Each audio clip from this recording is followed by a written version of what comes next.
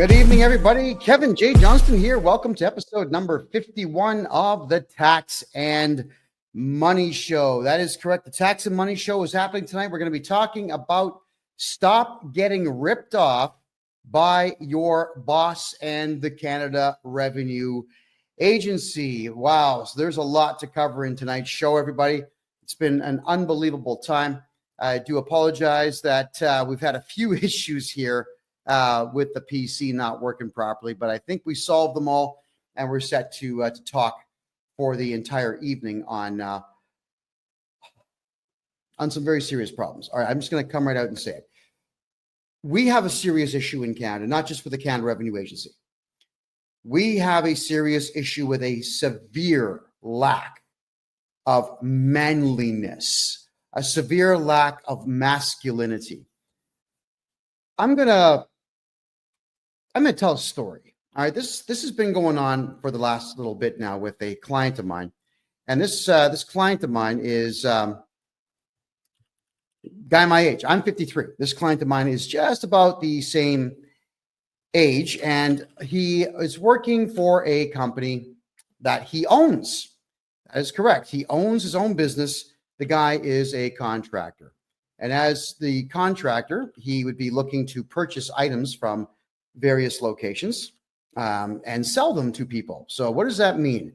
When you're a contractor who installs floors for a living, you're probably going to go to a flooring supply depot. At least anybody who wants to make money would do it that way, because you're certainly not going to just make it up as you go along. You're going to go to the supply depot and you're going to buy what is what's needed. And in some cases, what you will be doing is working closely with the supplier. So let's just say, for argument's sake, I decide to go to Home Depot and buy carpet and then install it in someone's house and mark up the carpet, let's say 20, 30%, and then charge for my labor on that carpet. I'm going to make a couple of bucks. I am not working for Home Depot. If I went to Rona is the other big one in Canada, or Lowe's in the United States, if I went to any of those and bought carpet and installed it, I most certainly I would not be working for either one of those companies either. When you buy something from somebody, you don't work for that company. And if you choose to mark it up, that is entirely on you. You still don't work for the manufacturer of the carpet, and you don't work for the store that you bought it from. That's just how it is. And if, let's say, Home Depot or Aiken Heads or Rona or any of the other guys that are out there were to state that you do work for them, well, they're actually committing fraud, because money is going to be changing hands in some way, shape, or form if someone is lying and saying that you work for them when indeed you don't. What I mean by that is, if, let's just say, everybody watching this show right now, if I were to state that all of you were working for me and I was writing off your earnings as if you were working for me, I've got a tax benefit to that. And I am a liar, and I would be a fraudster, and I should be punished severely by the law if I'm going to be lying to everybody, the government and someone else, stating that you work for me when you really don't. All right, what I mean by that is, if I were to say that any of you watching the show right now worked for me, and I wrote down on my tax return that you worked for me, you're going to get taxed by the CRA, by the Canada Revenue Agency, and I get to write that off. But I'm writing off, it's pretty much a criminal act. And you're going to be paying the price for my insolence in stating that you work for me when you really don't. So whenever you buy something from anybody in Canada, you do not work for that company. You're simply a customer. You could also be known as a contractor. That is fine, but you still don't work for the store. Doesn't matter what you buy. You buy gum, you buy drugs, you buy Coca-Cola, you buy Pepsi, so we don't have preferences. You buy yourself a hamburger. You do not work for the retailer. You're a customer. Well, I have a client that came to me, again, my age, who is having some serious tax issues. Now, I've got permission to tell the story minus his name, but in this tax issue that he's having, we went through all of his files and the numbers didn't match up. Sometimes when we're doing taxes for people, we can't figure out why numbers don't line up. So we spend more time on it, a lot more time on it. And it gets a little frustrating sometimes because there are some tax returns that just don't make any sense at all. So we'll go through them and then a second time, and then I'll say to my CPA, well, could you check this out? Because it ain't jiving with me. I send it off to my accountant. She looks at it. She can't figure it out. So we have to assume that something is excessively and extremely wrong with that tax return, which is fine. This is what I sign up for. So when I tell you that you're paying a certain price to get your taxes done, I'm not going to up the price because it's harder work.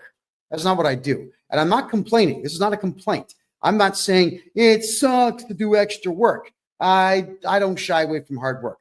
But when something doesn't make sense, my detective brain kicks in. Many of you know that I used to be an investigative journalist. I used to do private investigations in my 20s. I did process serving court papers. We did skip tracing, looking for people all over the world. It was a lot of fun. And I do have an investigative style brain. I'm always looking for answers where they may or may not exist. Well, we tracked down an issue for this client. And that issue was that this client was listed as an employee of a store that he has never worked for. And they had put down what are called a T4A. Now in Canada, not the United States, we're talking Canada now, when you are employed by somebody, at the end of the year, they're going to give you a T4 slip, which says, we are X company and John Smith works for us and John Smith made this and we deducted this much tax from John Smith and all the things that go with it. So that T4 slip is your employer snitching on you to the Canada Revenue Agency about how much money you have made. And when they do that, well, when you snitch on yourself, the only thing that the CRA is going to do is find some way to screw you and take your money. That's what they do. That's what these people, they're evil as hell. That's what they do. All right, let's go back to it now. The client in question has, for the last 8 years, gone to a place called Ritchie's, Ritchie. And for those who are watching here, I'm going to show you an image of it. This is the Ritchie's logo. They're out on the East Coast. They're in New Brunswick. And Ritchie's is a flooring supplier. That's what they do. They supply flooring. They have a lot of products in there. They're kind of like a Canadian Tire or who else would they be like? No, that's pretty much it. They would be like a Canadian Tire. For our American friends, a Canadian Tire is a place they usually have a mechanic shop and they have a whole bunch of mid-range, mid-grade stuff for sale. Sports gear, camping gear, stuff for your home and whatnot. It's all pretty mid-range. Well, that's what Ritchie's is. They've got a lot of mid-range stuff and they have some higher end stuff. This is another version of it here. And here's a couple of the clowns that run this place. My understanding of this Ritchie's store is with them functioning in Roths. They're first off, they're in St. John, New Brunswick on Rothsay Avenue. They're also in Moncton, New Brunswick on Plaza Avenue, and they're in Dartmouth, Nova Scotia. They got 3 locations. We're talking about the Moncton, New Brunswick store right now.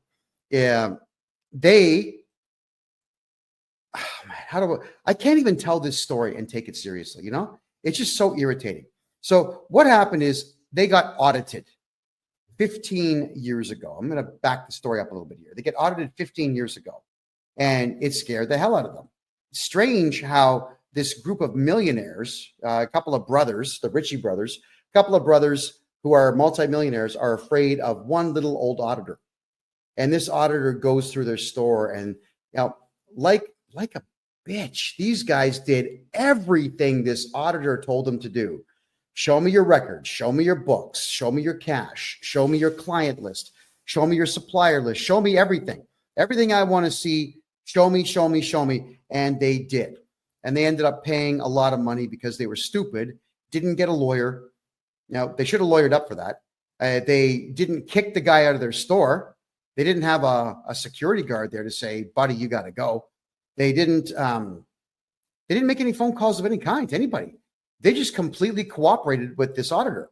Now, here was the problem with what this auditor had done. The auditor told them, oh, you've got guys, contractors that come here and buy stuff from you. And do you sometimes get these contractors to do work for your store? They said, yes. And then the auditor asked if these contractors work independently. Like, do they actually register corporations or register companies and just buy supplies from you and then go out and do the job? They said, yes. Now, the auditor lied at this point. The auditor says, well, if you have any contractors that are buying supplies, you need to put them down on what is called a T4A slip, which in Canada is the same as a T4. And it says that you make commission. So it's your earnings. It's you snitching on yourself, saying that you make commissions. Please tax me on these commissions.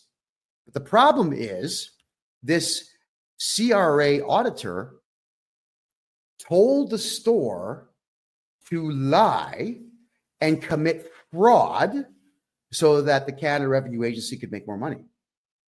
So for the last 15 years, this Ritchie's floor supply plate, cowards, absolute cowards, have been putting T4A slips out on all of their customers. Yeah. So if you're a customer of this Ritchie's place in Moncton, New Brunswick, they literally are listing you down as an employee of them on commission sales.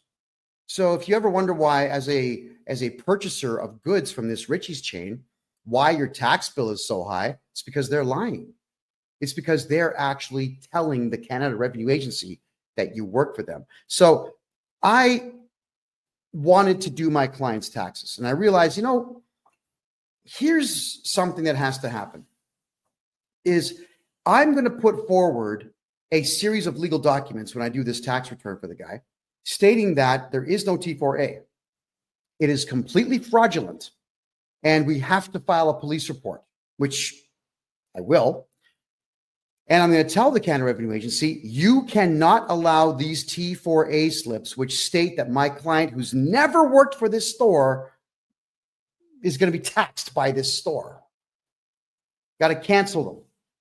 Cancel the T4As. That's what the store has to do. So I made a polite phone call to this Ritchie's place, and I end up getting the name of Tracy Delahunty. Tracy Delahunty.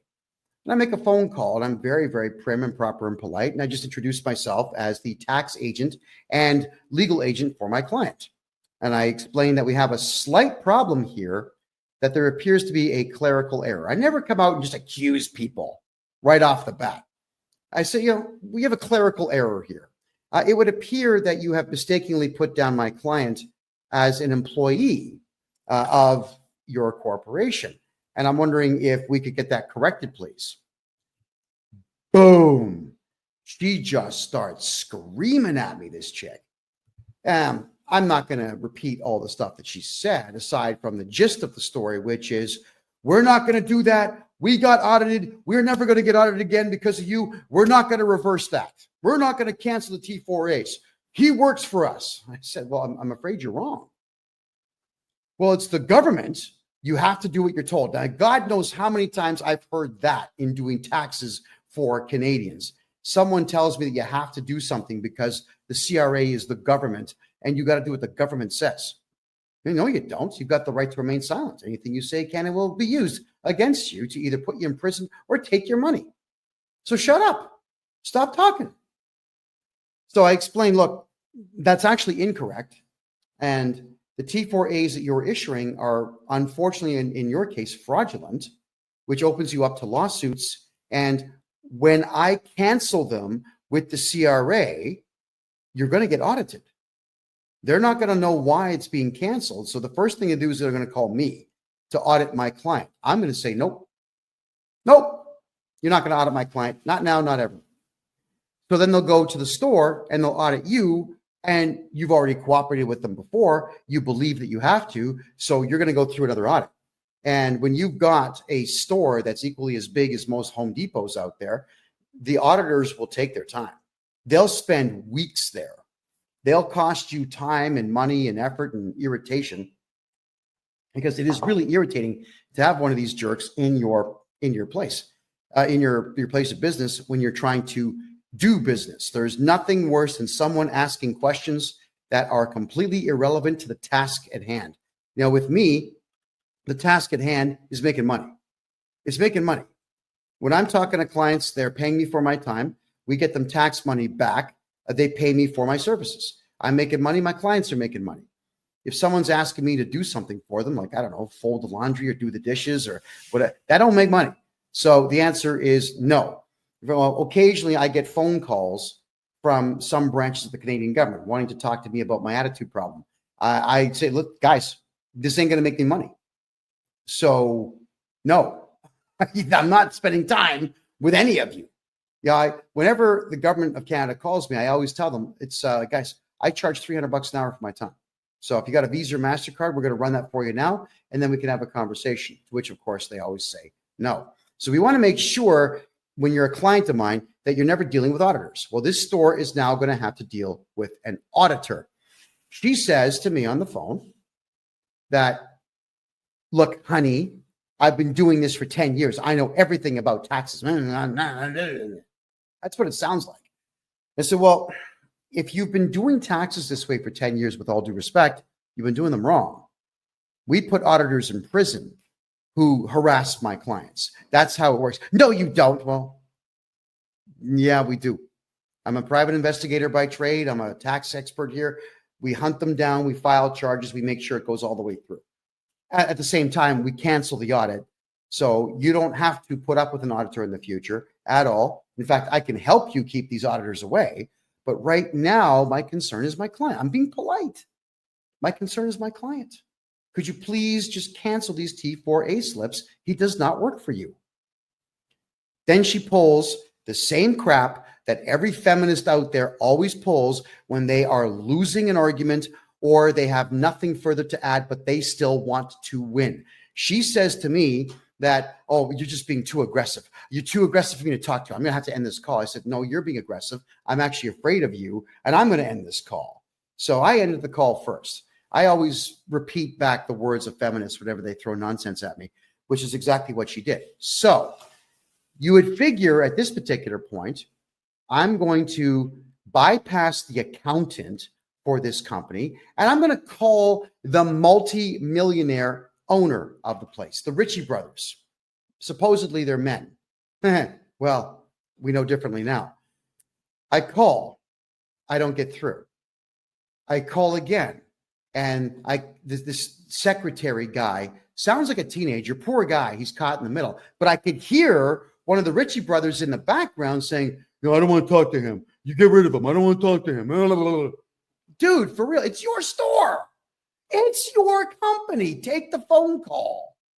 So I have to explain myself to this kid. I'm very polite. I said, please have the owners call me. The owner does not call me. The owner calls, ready for this, my client, to raise his voice to my client, to state that apparently I threatened this woman. Now, I've got it all recorded. I record every call I make, especially when I know I'm calling a potential feminist. All right, I protect myself huge with these things. And said that I threatened her and so on, and that I'm never to call their place again and so on. My client even said, look, don't call me. Kevin's my representative. Call him. But please, if you could, cancel the T4s. They won't do it. They won't do it. So I call back. And as I'm calling back, I'm getting the same runaround. So these millionaire supposed men, and let me put them on the screen for everybody to see. There we go again. These supposed men won't take a phone call from a guy on a phone. Now, it's not like I can shoot them through the phone. It's not like I'm going to stick my hand through the phone and wring their necks. It's just not how it works. All you got to do is just take a phone call and say, hey, hi, what's the beef? How can I help you? How can we help not cause any trouble for ourselves? let's figure this out. That's what men do. But we don't have men in Canada anymore. So instead, they get their lawyer to send me an email. Thinking, all right, so fine. The lawyer sends me an email and there's nothing in the email. Thinking, okay, I've got to say something here. So I write the following letter. Now, none of this is meant to be offensive to anybody. This is education. When all of you are getting screwed over by your employers doing foolish things like this, I'm showing you the process that I go through. So here's the letter, everybody.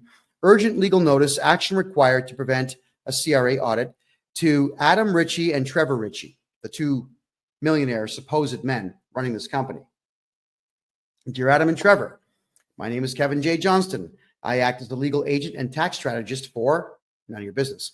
I have been retained to oversee and resolve matters relating to my client's taxation and legal affairs. Upon reviewing my client's personal portfolio and taxation history, we are prepared to complete his tax filings within 2 days of resolving the current obstruction posed by T4 slips erroneously issued by your corporation. Polite, right?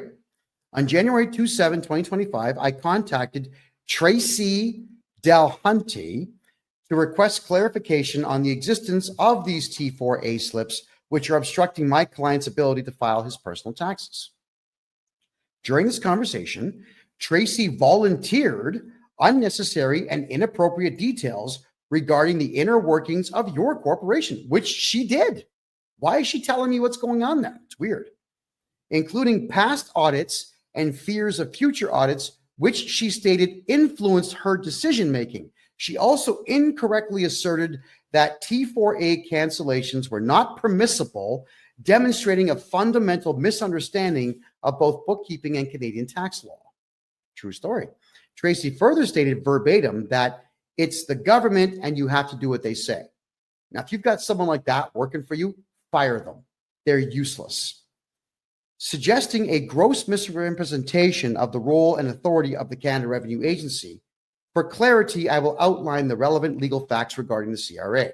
1, the CRA is not a police force and has no criminal investigative authority. The CRA, 2, the CRA operates as a collection agency at arm's length from the federal government. 3, all decisions by the CRA are appealable in federal tax court, which has no authority to issue monetary penalties. 4, the CRA cannot access bank accounts, medical records, or private information without written consent. 5, CRA audits can be refused and auditors have no authority once you issue a no trespassing notice to them.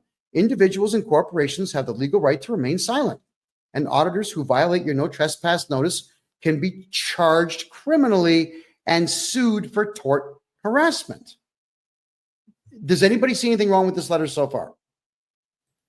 To continue it, by issuing T4A slips to my client, your corporation has falsely classified him as an employee when he is in fact a sole proprietor operating under his own federal and provincial tax numbers. There is no employment agreement, record of employment, or contractual relationship between my client and your corporation that would support the issuance of a T4A tax slip.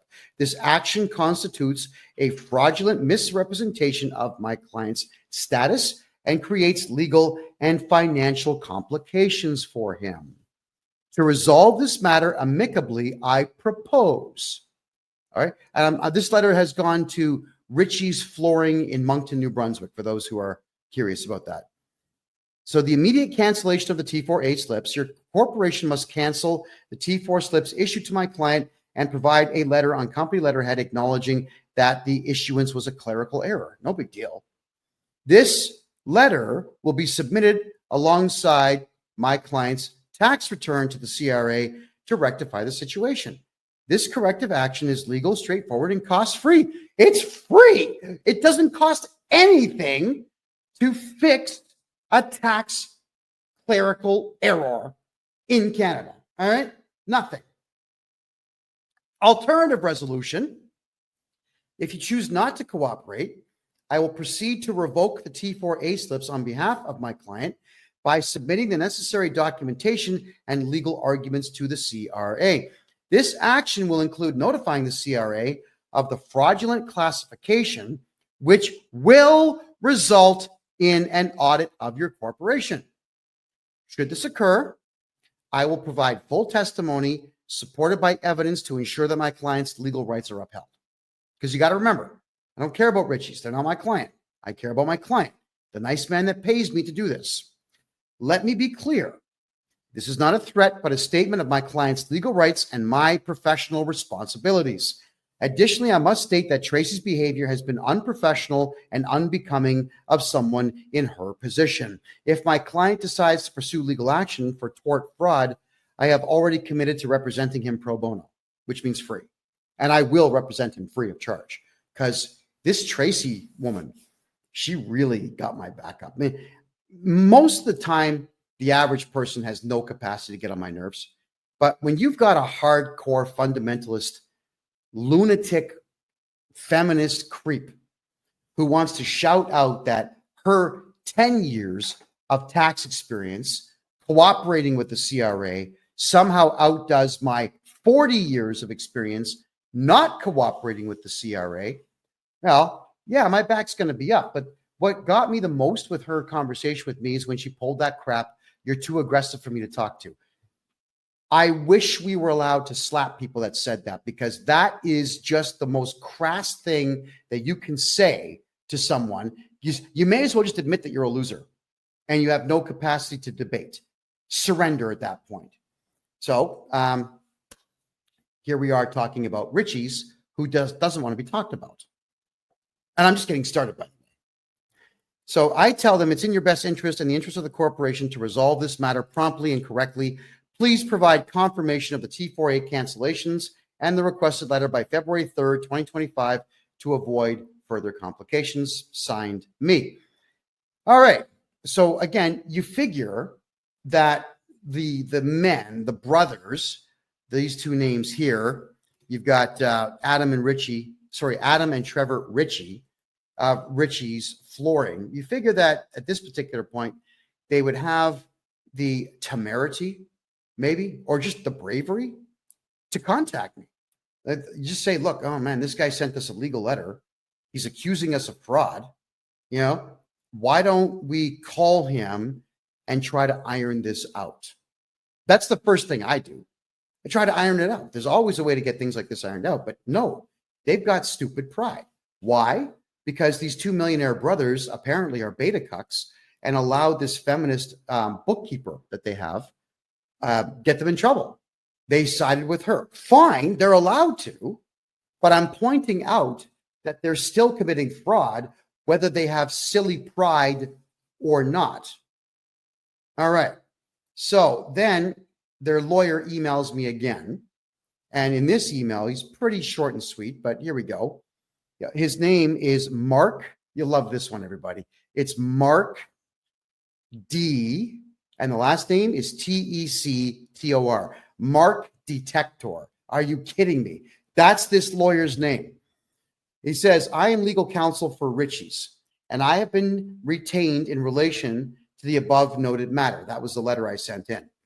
I have your email and letter dated January 29, 2025.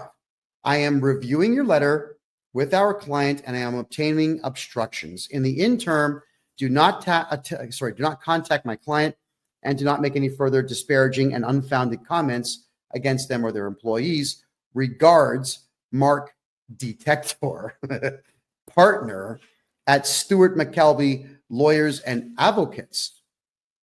Advocates? I think he spelled that word wrong. I think advocate. Doesn't advocate have a D in it? I think it does. They forgot the D in their logo. The phone number is 902-420-3358. And he's got a cell phone number of 902-402-0101. All of this is going to be on freedomreport.ca afterwards if anybody wants to see it. And it's going to be on my website, KevinJJohnston.me. And you can read all of this nonsense for yourselves. So the lawyer, he does the right thing. He represents his client, and he's telling me that he's representing his client. He's telling me not to contact the client. Now, that is actually proper procedure. When you hire a lawyer or a representative or an agent, the agent is the one who speaks on your behalf. No big deal. That's okay.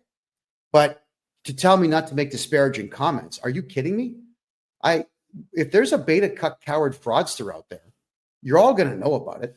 I'm not going to lighten my language and say, yes, we have a couple of males out there who may have made an inadvertent mistake, and they may have pride from old world, and that's impeding their capacity to make the correct decision, and we should forgive them. No, absolutely not. They are beta cuck coward fraudsters who have allowed a fraudster to run their accounting department, and they are defrauding dozens upon dozens upon dozens of hardworking contractors who are just customers. All right. So my reply, dear Mark, I wasn't going to put Mark Detector on this letter. Thank you for your letter acknowledging my legal demand. To clarify, I have no interest in engaging in discussions with your clients. My sole request has been explicitly outlined in my previous correspondence, and I expect it to be addressed accordingly. Right? There you go. Regarding any statements I have made, whether private or public, I am fully prepared to enter into a non-disclosure agreement, which is called an NDA, with your client, prohibiting me from making any future public statements about them from the date of signature forward, contingent upon their full compliance with my lawful and reasonable request. I trust this matter will be handled expediently. My name. Okay, nothing to argue with there. So what I'm saying here is that you have a couple of beta cuck fraudsters running this store, interfering with the tax return capacity of me, and literally lying to the Canada Revenue Agency about people who work for you that don't. And I'm going to tell the world about it. But had the lawyer read this letter and told his clients, hey, you know what? This big mouth, this big mouth from Canada that never shuts his big mouth, who's on the front page of every newspaper in Canada, will shut his big mouth, everybody, if you just cancel the T4As.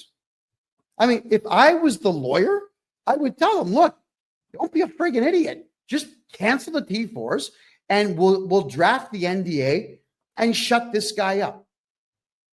That's fair, right?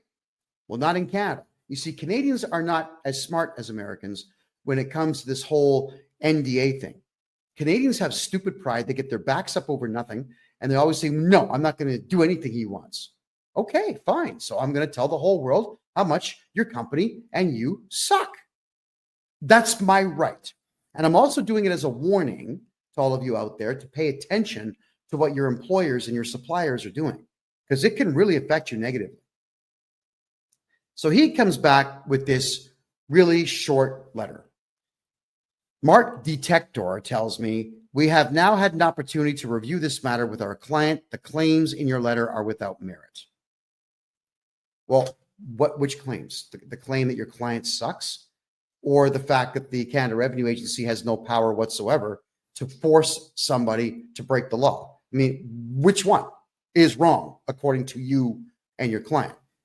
So telling me that something is baseless, that it bothers me, not because I'm getting my back up. Lawyers are losers. Almost all of them are losers in Canada. They're not smart enough to get my back up. But the point is, this lawyer should have made a proper presentation to his client and explained it. He didn't. He comes back with this really short, terse, ridiculous nonsense. And now my client still doesn't have an answer. Again, it's my client. I care about my client. I do not care about this Richie's flooring supply shop run by beta cucks. So I had to send him a letter. I send him another one. Now, it's a bit of a lengthier letter, but it was necessary to send this because I must do everything I can for my client before we involve auditors of the CRA to penalize his supplier. Good morning. To the lawyer, Mark Detector. Good morning. I'm not entirely sure if you're actually doing your job or just taking money from your client. However, since everything I say has merit and your client is openly refusing to undo the fraudulent reporting that they have done, I will go ahead and trigger an audit against Richie's with the CRA, which is what I'm going to do. It is exactly what I'm going to do. Now, you've never heard me say that I'm going to cooperate with the CRA in any way. I'm going to cooperate with the CRA on this one. At this point, your client is fraudulently laying claim that my client is a staff member so that they can, ready for this, so that they can engage in higher write-offs, which I am calling exactly what it is, tax fraud. I will go ahead and have the T4As canceled without your client's involvement. And as much as I hate the CRA, I guarantee you I will cooperate with them fully to ensure that the audit against your client is extremely fruitful for the CRA. You should pay attention to Proverbs. I wrote an amazing one as I grew up in a country whose main export is cowardice. When you make a decision based on fear, it is 100% wrong 100% of the time. Tell your client, thank you very much for their time, and please wish them the best of luck with the audit that is coming soon. Should your client come to their senses, I won't be doing anything until Thursday of next week. So that's this Thursday, this Thursday, because I have other work to do. I'm not going to give you a deadline of any kind because I know your client is not smart enough to understand what a deadline really means.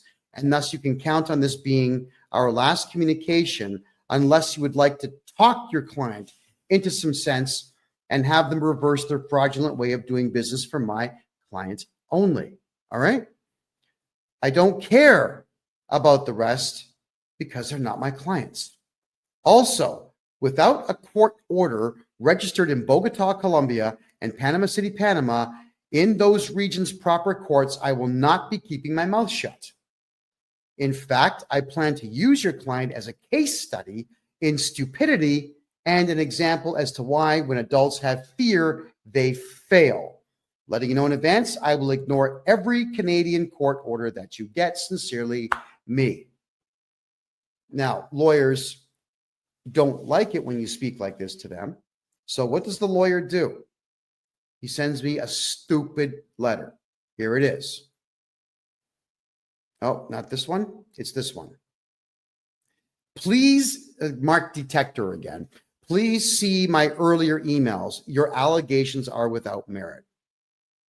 My client reserves its rights in relation to any actions or defamatory statements you may make.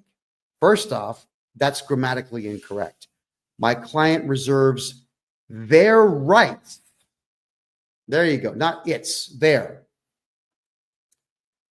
Okay, so I don't make defamatory statements.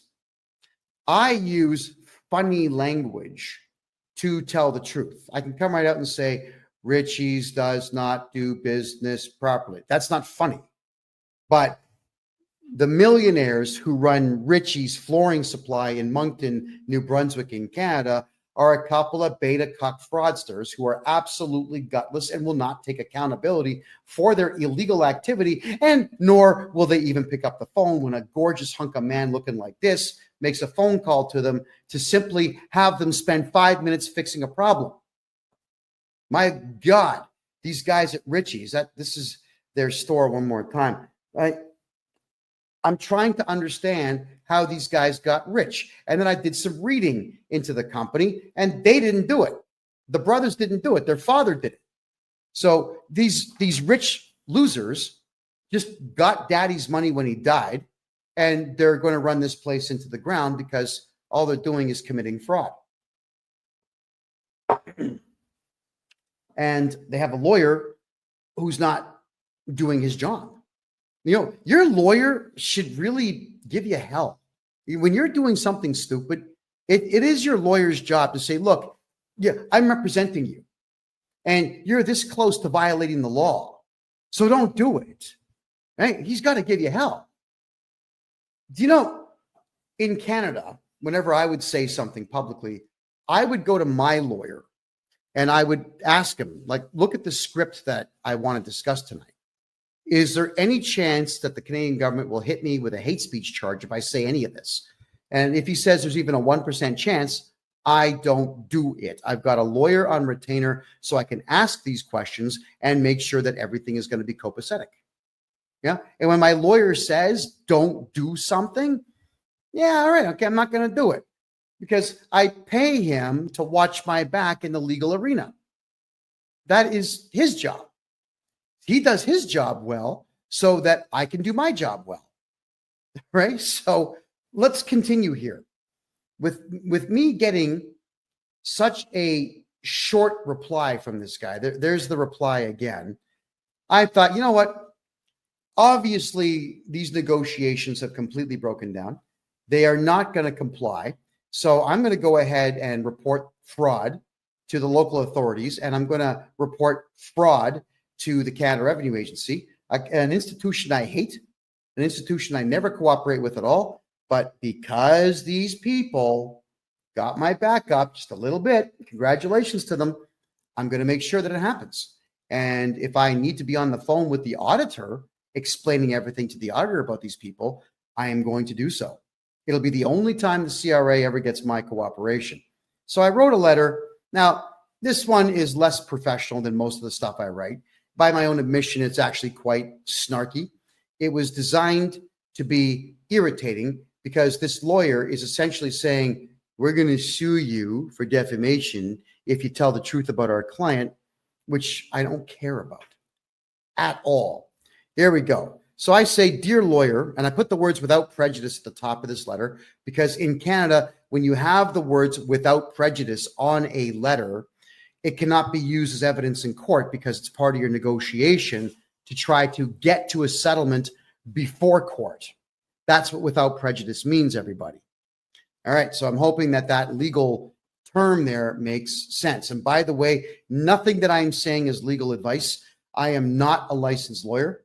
I'm just really good at legal documentation, and I'm really good in the courts because I've studied this stuff for 4 decades now.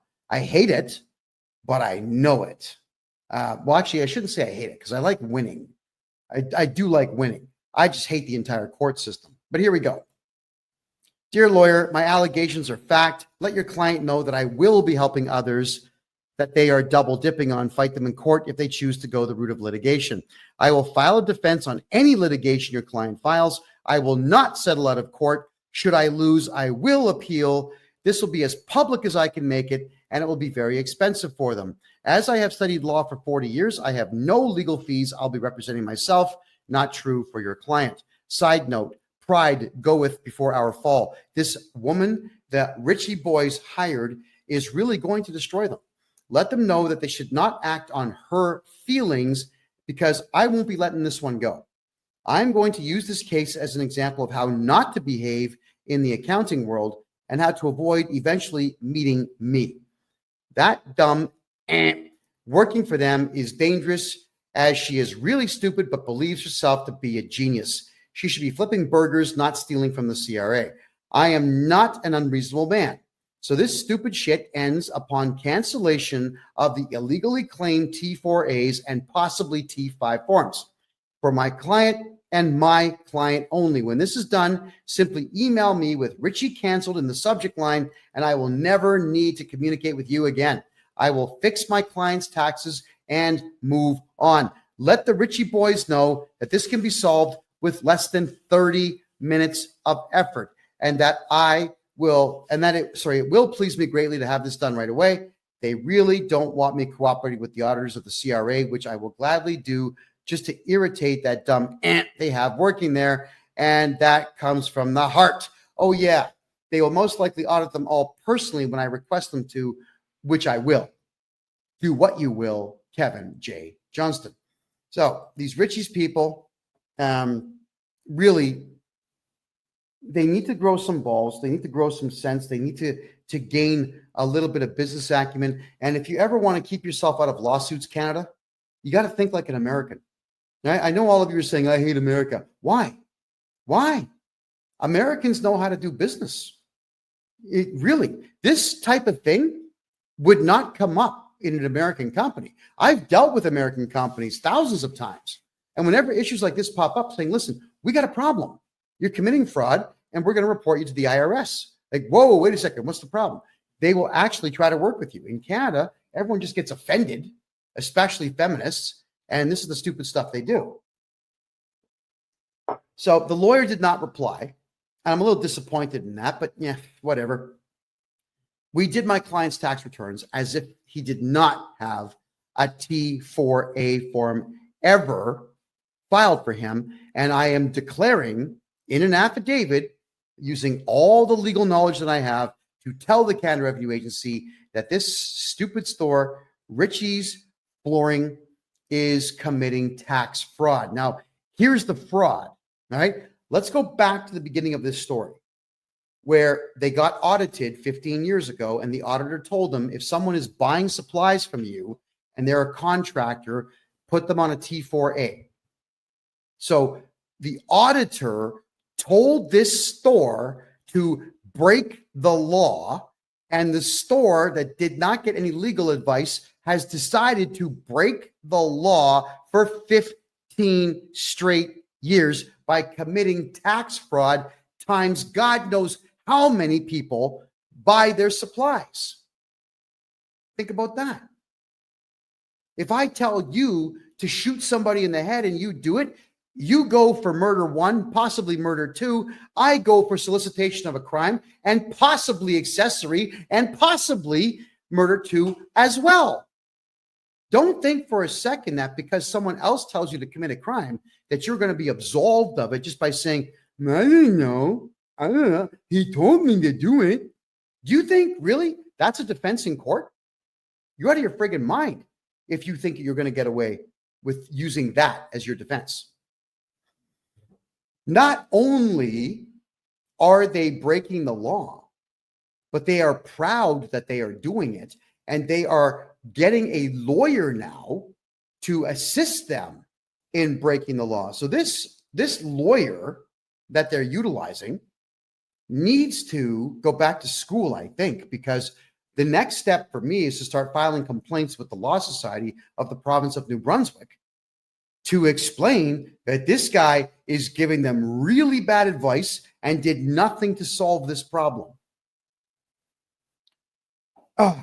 Well, if anybody out there would like to call Richie's, let's bring the information up right now. I'm going to share the screen right now. Here it is, everybody. So I know you won't see it on, hold on, where are we there? No, wait, there we go. Boom. Let me just turn this off for you. So there's Richie's. They are in New Brunswick. Let me zoom in a little bit for you here.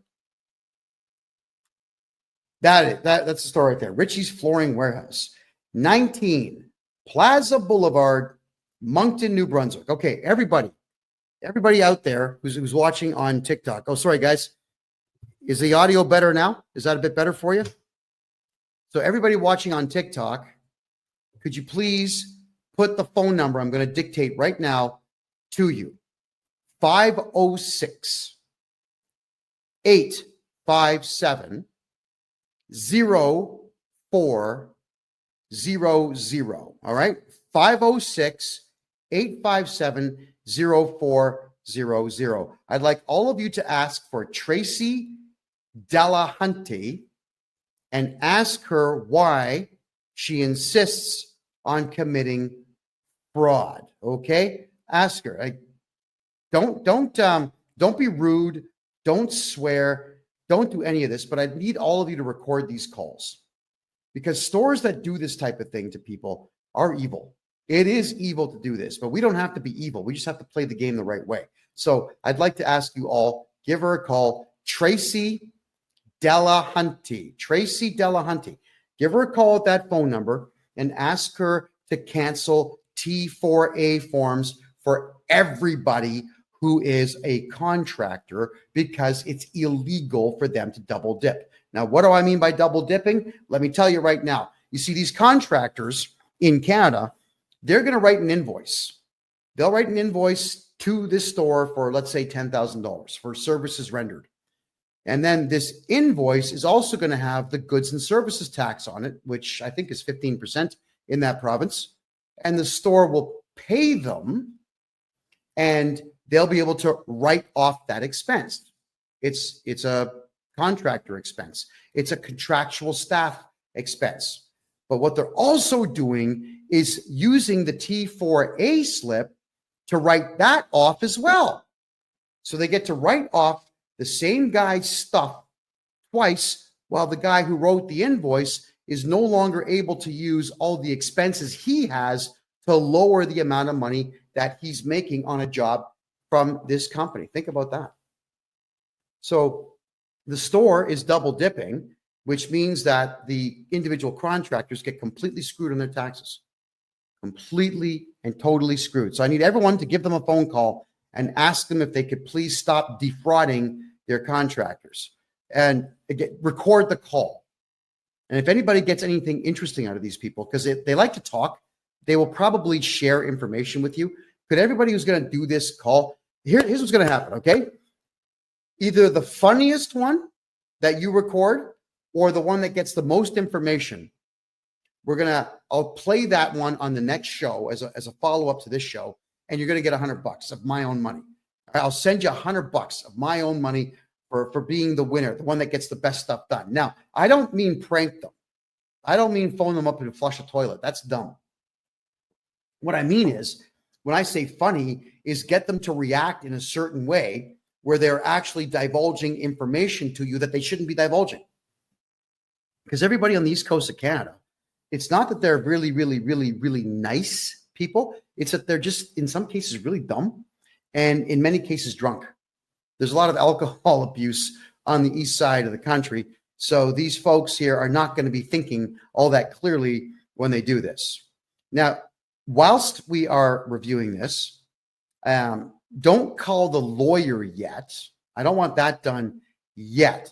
But if this lawyer is going to be extremely unreasonable, I will deputize everybody here next week and then have you call this lawyer and record those calls.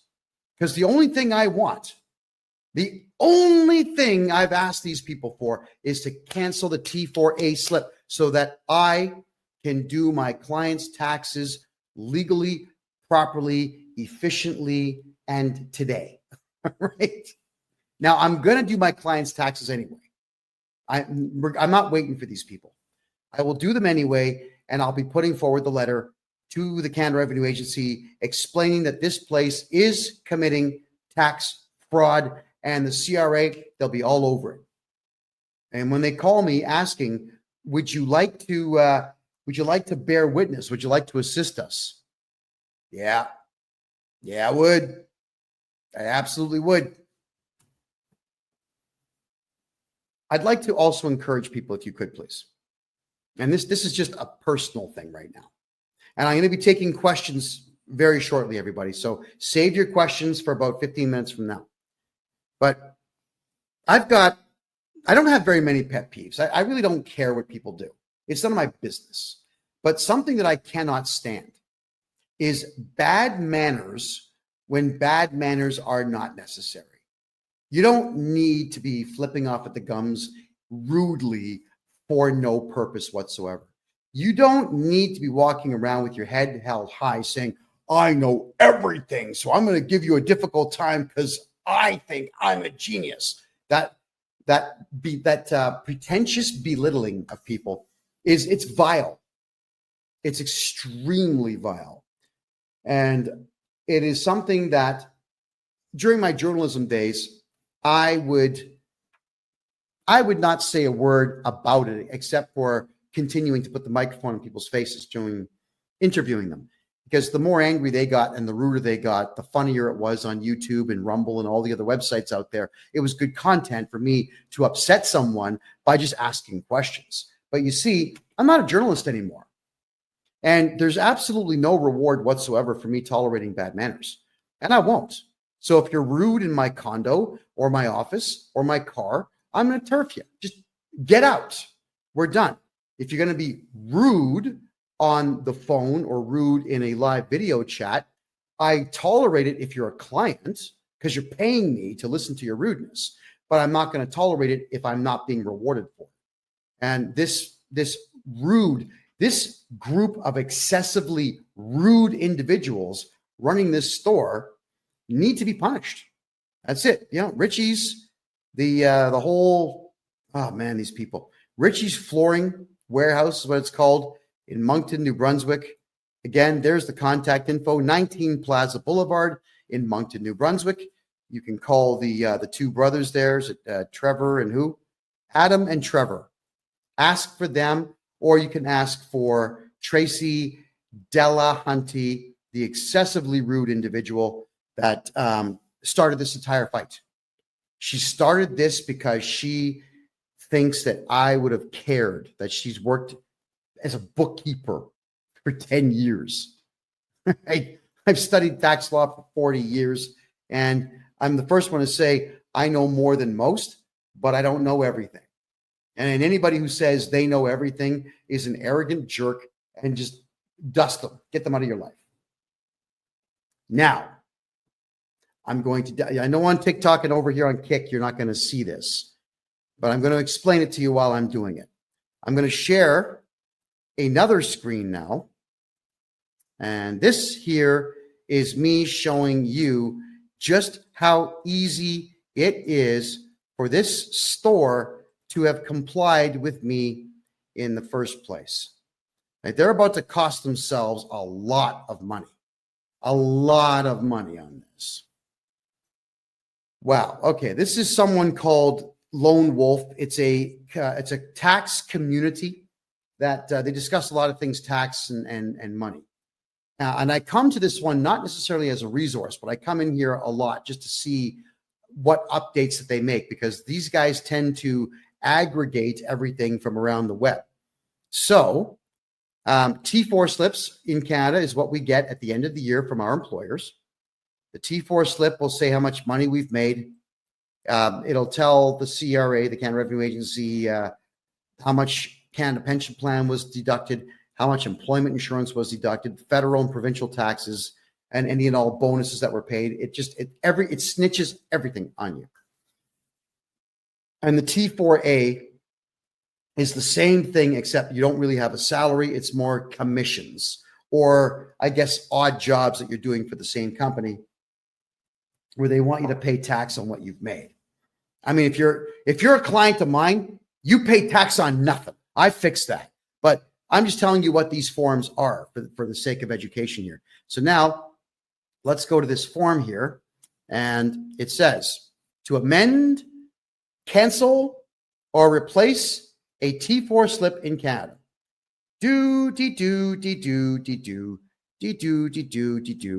Cancel a T4. Detailed steps. I click on it. So if you're preparing a T4 and you have any tax software at all that interfaces directly with the Canada Revenue Agency, you go to the top right corner where it says amend. You can click on the original, amended, or you can cancel it. You use this mouse and you cancel it. That's it. And then look at that, everyone. It'll actually say canceled on the T4. That's not even 5 minutes. That's 30 seconds. That's all it takes to cancel a T4 or a T4A. And I cannot believe that these crazy fools over at Richie's Flooring want to commit fraud and tell me how difficult it's going to be for them to cancel these T4As that they are illegally imposing upon people who don't even work for them. There's this merry band of losers. I really hope that this cost them customers. Thanks, Joseph, for the hat. I appreciate that. I hope this cost them a lot of customers, because you just can't do this. All right. Maybe what we should do is talk freely now about one of the many reasons why I left Canada. For my American friends watching this show, I'm a Canadian citizen, born in Toronto, raised right next door in the city of Mississauga, which back in the 80s was a phenomenal place, and I wouldn't give you $5 for the entire city now. It's a dump. It is a dump. All right. I left Canada because you really cannot get anything going in Canada. It's very difficult to do business there. The taxes are out of control, unless you know me. The other problem, though, is Canadian arrogance. It's unprecedented everywhere in the world except for one other country out there, and that would be France. French people and Canadian people are arrogant to the nines. They think they know everything, and they act like they do, and they cannot wait to tell you how offensive they find you. You know, that doesn't make money. It's like Canadians are afraid to make money. Yeah. I swallow my pride when there's money on the table. Yeah. When I'm not sure you guys ever saw that show. It's called Hardcore Pawn. It was that guy Les with the slick back. He's bald here. He's got slick back hair. Him and his son and his daughter run a pawn shop. I think the place is probably closed now. But in Detroit, cameras would follow crazy people going into this pawn shop, and it's just nuts the way people would behave. But this guy, Les, I loved him on the show because he always told the truth. Hey, I see money on the table. You've got my interest. I want to make a deal. And I'm the same way. There's money on the table. I want to make a deal. Oh, what's that? You're asking me to fix a clerical error so that I don't have to spend $30,000 on a lawyer? Sir, have a seat. Let me get you a cup of coffee and let's fix this clerical error. And we get it fixed. And we shake hands. And I walk him out the front door politely. Why do I want to get my back up? If I'm going to get my back up, I'm not going to make money. Right? But if I keep calm and cool and collected, I will make money. Now, one thing that Canadians suck at more than anybody in the world is customer service. Customer service is absolutely the biggest key thing. I got an incredible speech from Rob Ford. Rob Ford is the former mayor of Toronto, the big guy that he had drug problems. I mean, he admitted to smoking crack because, like, physically his body was very ill. And his maniac brother, Doug Ford, is now the premier of the province of Ontario. But Rob Ford, he gave me a big speech about customer service. And he understood it well. And the way he explained it to me was it was genius. He handed me a business card. He says, I'm the mayor of Toronto. Here's my home phone number. Okay, thank you. People would call him wanting to get something done. So he would go through every message. He had a Rolodex. He showed me all this. He had a Rolodex where he would put everybody's name in and write down the problem. He would call the appropriate people, send the city staff member out to get it fixed. He would call the person back and say, did the pothole get filled? Did your fence post get replaced? Is the electricity back on? This is what this guy would do. That's customer service. And he's a politician teaching the world about how important customer service is. It is important. Return emails, even if you don't have an answer. Make phone calls, even if you don't have an answer. Return faxes, return letters, return whatever it takes. With me, I go through my client list, and even if I don't have the job done, I just call my client and let them know, listen, we had a delay because I'm looking for some information. We put a request in for it. We're not going to have it till Thursday of next week. I'll be picking up your file Friday of next week. Is that okay? Just people want to know that everything's going to be okay. And if you are a good customer service person who actually cares about their customers, you're going to do just fine. Serve that shit out of your clients. Serve the hell out of them, because if you don't serve your customers, someone else will. The Americans get into business to make money. They are there. They're pounding the pavement. They want to make cash. With Americans, it's a complete revolution of goods. Get the goods in the store, get the goods on the shelf, put the sale price on, get them out the door, make the money, replace everything tomorrow. Canadians are, and the boxes are here. I'll do it tomorrow. Some customers in the store right now. But that's the way Canadians are. And when you're like that, you're going to lose. Just like this Richie's place is losing. And I'm going to make sure that they lose a lot, because that feminist stunt that was pulled on me, that really got inside. I don't dig that one bit. You're too aggressive for me to talk to you. Don't ever say that to me. That is the wrongest thing to say when we are in the middle of exchanging information, and all I'm asking for is for you to do one thing that's free, that will alleviate you of stress and me of stress. Just freaking do it. Don't argue with me. Because here I am telling the whole world how horrible this Richie's flooring place really is. And I'm using them as an example for all Canadians out there to understand that you cannot let people like this walk all over you. You can't. So contractors, if you're a contractor in Canada and you do any contract work at all, nobody legally can give you a T4 slip or a T4A slip saying that you work for them when you do not work for them. So if you need to, you sue them. Sue them. It's tort fraud. All right. You can ask for money for that. You can ask for additional money called punitive damages to punish them. And you can even say, Your Honor, I'd like you to charge this person with fraud. Now, you probably won't get that one, but you'll get some money. So you got to pay attention to what's going on out there, everyone. No matter what, because we are in really awful economic times, especially in Canada, because the world is a mess, because most countries in the Western world have got massive amounts of unfettered immigration, bringing in the worst of the worst from around the world who have completely destroyed our culture and our way of life and so on. I get it. Everybody's stressed out. But instead of rising to the occasion, everyone's just fighting with each other. I'm not going to fight anyone. I'm not fighting tax people out there. I'm going to compete with them by offering a better product than they do and by fighting for the rights of my client base. Just like this store should have got their lawyer to say, hey, CRA, you cannot instruct us to break the law, and we are not going to lose any customers for you. So get lost. You can say these things.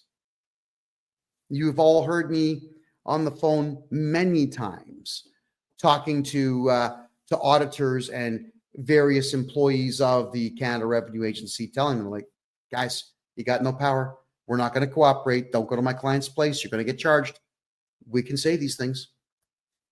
But Canadians don't do that.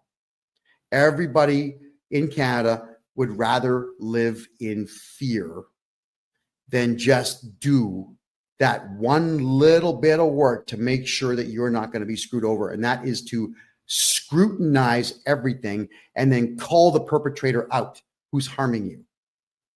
Got to do it. No one's going to do it for you. Nobody. Okay, so let's have a quick peek here at some of your questions now, everyone, because I know there's some questions here. Canada has such potential but bad leadership. That's absolutely correct. But Canada also has a bad attitude. Canadians have had it too good for too long. That's one of the biggest problems here.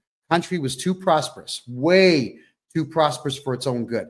From 1948 to 1994, money on every street corner, money everywhere. When the rest of the world was failing, Canada was succeeding. So Canadians got way too comfortable. Decadence is not good for human beings. It's just not good. So I'm hoping that we never get to a point where we have nothing but leisure time, because human beings become worthless with leisure time. And we've seen now what's going on.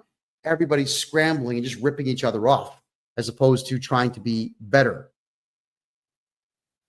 All right. Is there a function for people to use with process to push forth accountability in terms of ministries? Yes, there is. We have to culminate as a team and file lawsuits and court injunctions against our politicians. Could you imagine if 1 million Canadians decided to collectively file individual lawsuits against one politician? Let's say Doug Ford, the Premier of the province of Ontario. If we had, there's 14.5 million people in Ontario, the province itself. What if 1 million, not even 10% of the population, filed a lawsuit against the guy individually? You'd bankrupt him just in the defenses. He'd have to spend over $100 million just filing defenses plus the legal fees.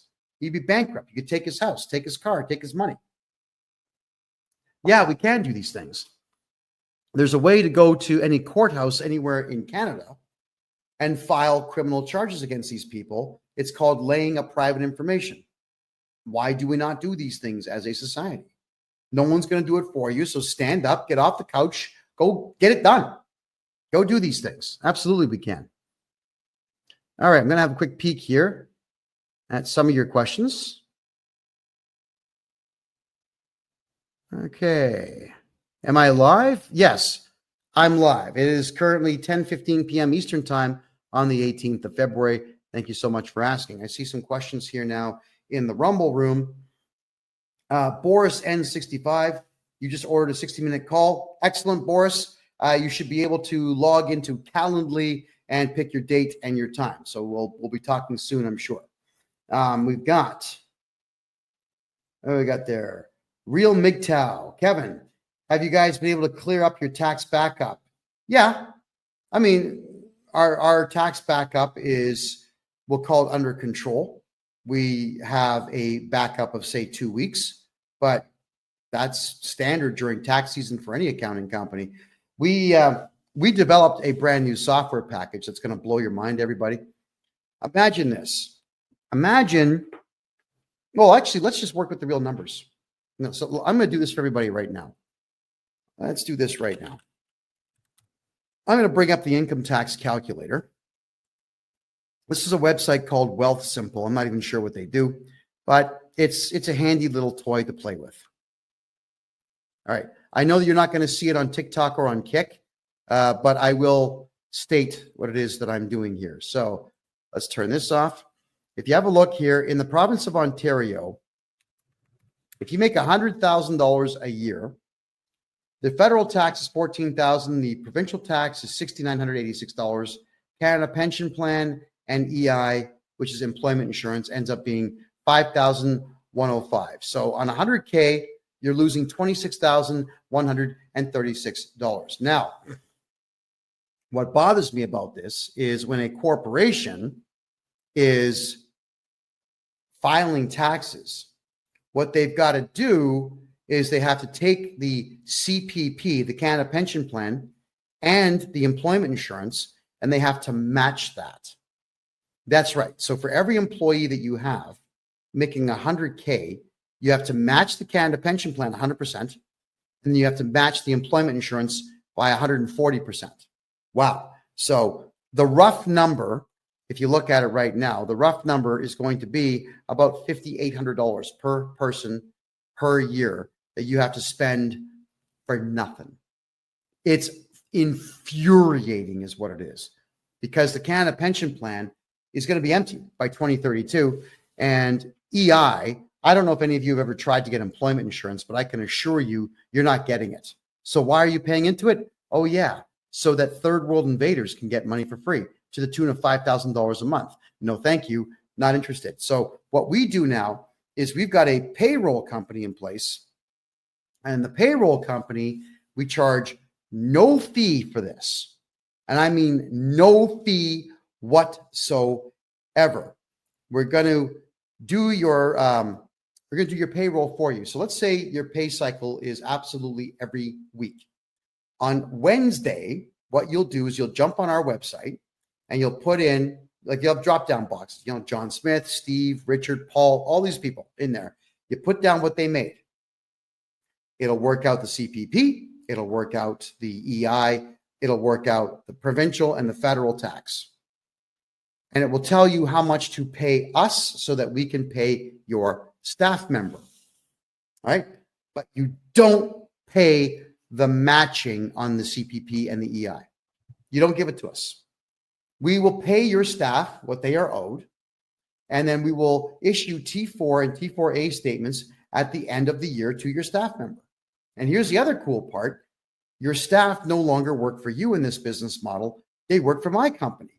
So if you've got to fire somebody, I'm actually renting this person back to you for $1 per year.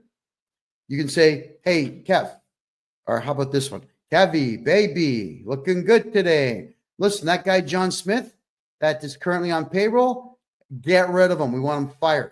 Okay, good. I make a phone call. John, listen, I hate being the bearer of bad tidings, but you got to go. You've been fired, and here's your severance pay. Here's your final paycheck. Thank you very much for your service, and good luck to you in the future. And this way, they cannot go to the labor board about you or you or you. They have to go to the labor board against me. And I can assure you, especially in the provinces of Alberta and Ontario, They don't want to deal with me because I drive them mental. I make phone call after phone call after phone call. We make offers, we make deals, I retract them, I make them again. I say stuff that doesn't make any sense. I'll send them in some cases. I'll go to deepseek.ai and I'll ask it to create a nonsensical email to do with my big toe up to 1 million words in length, please. And it'll do it. So I copy this 1 million word story about my big toe, which I'm sure is really not that interesting to read, and I'll copy and paste that in there. Now, and then I'll do it a second time. And then I'll ask DeepSeek to maybe change the story a bit and send them that. I hate the labor boards. So you want someone like me watching out for you, not breaking the law in any way, making sure that the law cannot be used against you because all the onus is on me. Laura Lee's asking, how do I pay you for a consultation? Head over to my website, KevinJJohnston.com. That is my name, Kevin J. Johnston, which is JOHNSTON.com. KevinJJohnston.com. You can grab a consultation there. As soon as you get past the initial screen, you'll go straight to Calendly, where you can pick your date and your time. And let's get rocking here. Let's fix your tax problems. All right, let's have a look at your other questions here. All righty.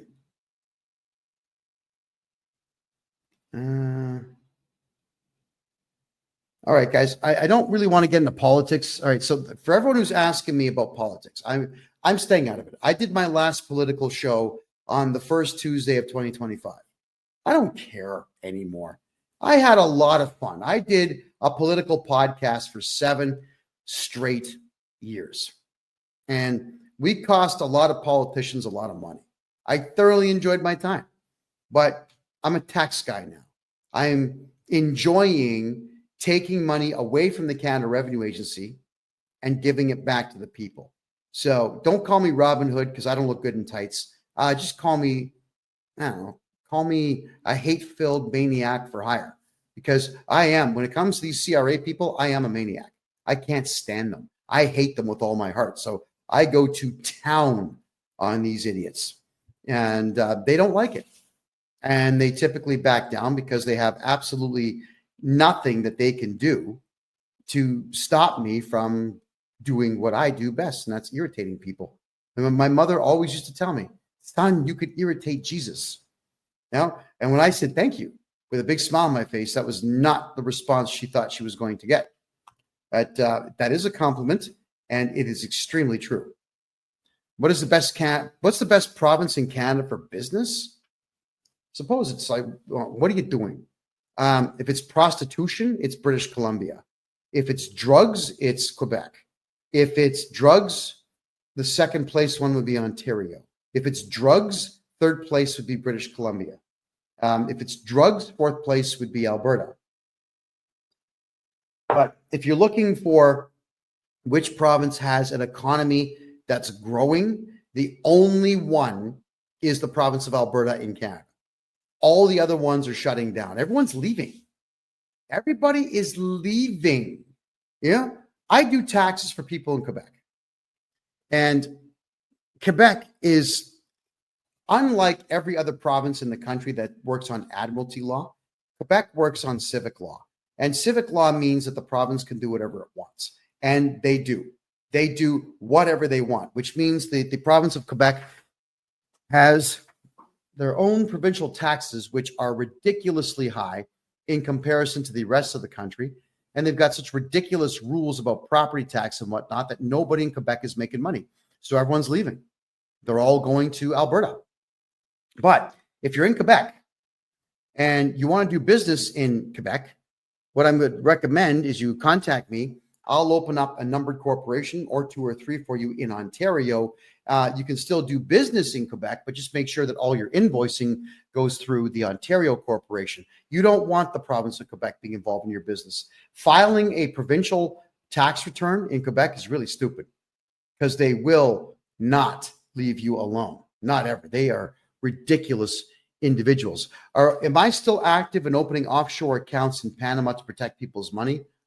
Si, oui, Absolutely. Of course I am. I adore doing it. We've opened bank accounts now for well over 100 people, and they're all doing quite well. They're all quite happy with it. The answer is yes. All right. What do you do if CRA launched assisted compliance programs for a 2022 farm loss? I don't know what the assisted compliance program is, but what I can say is if you're running a farm, you should be losing money on paper. And that is what I do best. I make sure you lose money on paper. Your farm should lose money for 10 straight years on paper. So if anybody out there is on a farm or owns a farm and you want to get all your tax money back on that farm for the last 10 years, get a hold of this guy right here. Okay. That is what I do. Am I in Toronto? Hell no. I was born in Toronto. I was raised right next door in Mississauga, but I despise Toronto. I don't like the roads.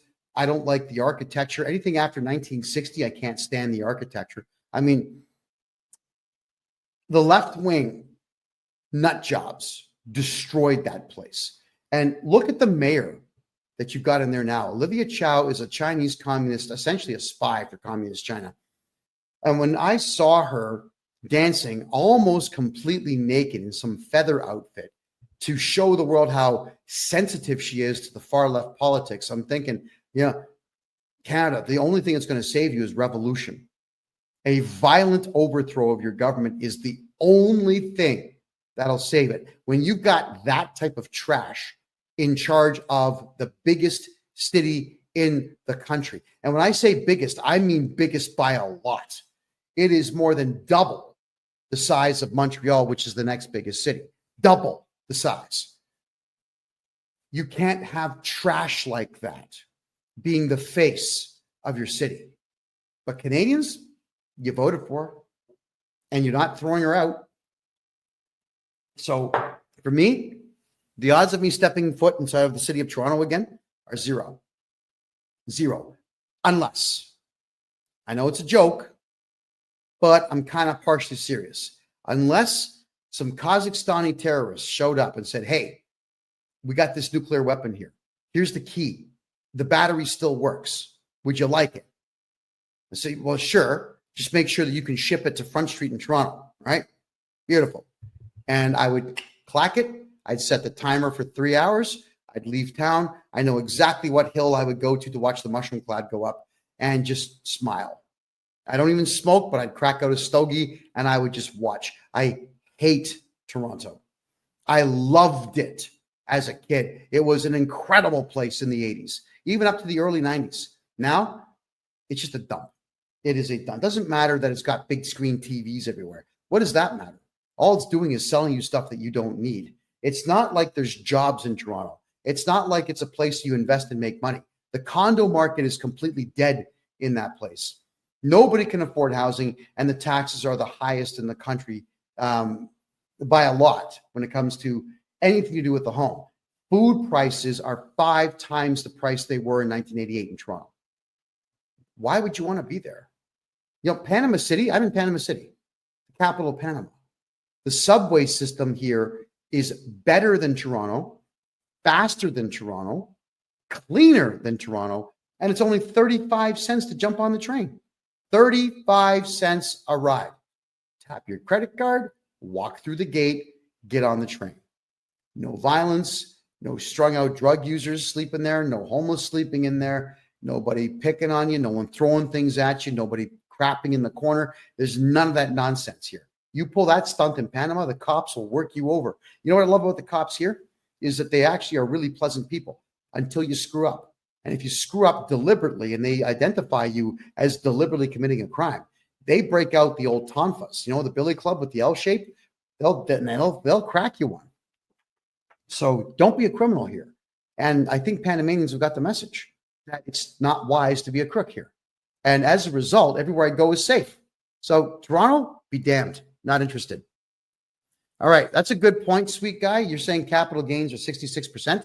That was actually not passed in the House of Commons. That was not passed in any legislature whatsoever, but the Canada Revenue Agency has chosen to do it anyway.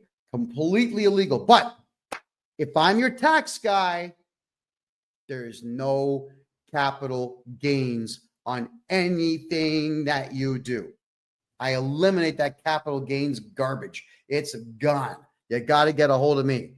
How do you save fees and taxes on the RRSP? I'm your tax guy. If I'm your tax guy, gone. I'm not going to tell you my secret because I'm the one that invented it, but it's legal. You want your RRSP taxes gone? Call me. What they're talking about there, folks, it's called the Registered Retirement Savings Plan. This was something that every TV network and radio station in the country before the internet was pushing on Canadians. I know because I fell for it too when I was a teenager, where they say, put some money into it every year, you get a tax break. And you can take all that money out when you retire. But what they didn't tell you was they'll tax it 48%. So you're just deferring taxes to your senior citizen years when you actually need the money the most. Yeah. And the other worst part of it is, everybody, is that the government tells you that it's for your own good. And that's the part that bothers me the most, is that they're taking 48% of your retirement savings plan from you and telling you this is for your own good. It's good for you that we're doing this. You're coming close to retirement age. You've worked 60 years to have nothing. And now we're going to take 48% of what you've made, and it's good for you. No, it's not good for you. And I will get you back 100% of all of your RRSP contributions, so long as it used to be just the last year. I can go back 3 years now and get those for you. So get a hold of me if you want that money back. Do I have an office in Toronto? Yes, actually I do. My criminal lawyer and my corporate lawyer are in Toronto. So if you need to drop something off at one of my offices there, let me know. But I don't come to Toronto. God, man, no. Oh, God, I hate that city. No, you won't see me there. You'll see me in places like Seattle, Calgary, Bogota, Panama City, Mexico City, Cancun. You'll see me in not Port-au-Prince. I'm sorry. What's the other one? The capital. Oh, Nassau, the capital of the Bahamas. You'll even see me in Trinidad and Tobago. You'll see me in all these places because there's money in the cities I've just mentioned. But Toronto, nope. Keegan's asking, can I get your calendar link? Yeah, just my name, KevinJJohnston.com. KEVIN, middle initial J, last name Johnston, KevinJJohnston.com. Get a hold of me there, please. And the calendar link is all yours to pick yourself a time. Okay, Sweet Guy says, I'm 65 and I've watched many of the major metropolitan cities just deteriorate to absolute garbage. Correct. So have I. That's why I want nothing to do with Vancouver, Toronto, and Montreal anymore, which is a shame because those were three amazing cities in the 80s, even the 90s. They were fabulous places to be. Now, no, forget it. Can't talk me into it. Is Panama safe for kids? Yeah. It's a very safe place, especially if you're a gringo. The cops here will protect the gringos because the gringos bring money. Now, gringo, which means, North American. Actually, mostly it's either you're white or you're born in the United States or Canada or Europe and you speak perfect English. You're a gringo. So they'll treat you quite well here. I haven't filed since I have a sole proprietorship running since 2022. Carbon collection notice. All right. Sole proprietorships, you should never have those things, but I can fix the taxes and we got to get you into a numbered corporation so that we can avoid that craziness in the future. What if you just pulled the RRSP out and they took the tax off the top? Well, that's what Janelle, that's what they do. It doesn't matter who you hold your RRSP, your lifts, your RIFs, or your GICs with. They always take the taxes and just give it to the CRA, whether you want them to or not. They just do it. When you ask why, because it's the government. You have to do it. That's how they sound. So that's why I'll get you back everything on the RSP, but it will be in the following tax season. So it won't be today. It'll be in the following tax season. But if anybody here pulled out their RRSPs in the last 3 years and you want that money back, you get a hold of me. I'll get it all back for you. Every penny. If I cash in Bitcoin, do I have to pay capital gains on money I got by mining? Okay, Dale, the whole point of crypto is that nobody knows you have it. There is no way for the CRA to know how much money you have in the bank and how much crypto you have, how many gold bars or silver bars or platinum bars or palladium bars that you have, or even how many houses that you own until you shoot your mouth off and tell them. So, Dale, if you've got crypto and you're making money in the mining game or the staking game, shh, say nothing. It's your money. Don't give it to them. However, Dale, you can use a crypto loss as a capital loss and do a huge write-off on that. That's when you can talk about crypto. And if they say, well, where's the money now? I don't know. Some guy named Muhammad stole it, right? So talk to me about that sometime. What would my charges against the bank be called for? Giving all my money to the CRA? Theft, fraud, conspiracy. There's one more. Theft over 5,000 and fraud over 5,000. Those are big ones. So yes, and I'm going to be teaching all of this. I'm going to have a course on this a little bit later this, or in March, I'm sorry, about how to file criminal charges. How does my company work? Quite well. I don't understand the question. Could you please rephrase that? Okay, Keegan, if you're having an issue with the Calendly link, then I'd like you to immediately please go to the contact form on my website, the KevinJJohnston.me website. Just give me the invoice number. I'll take care of it. I'll get you the link right after the show. All right. So thank you, Keegan. I do appreciate that. Why is Trudeau still talking crap?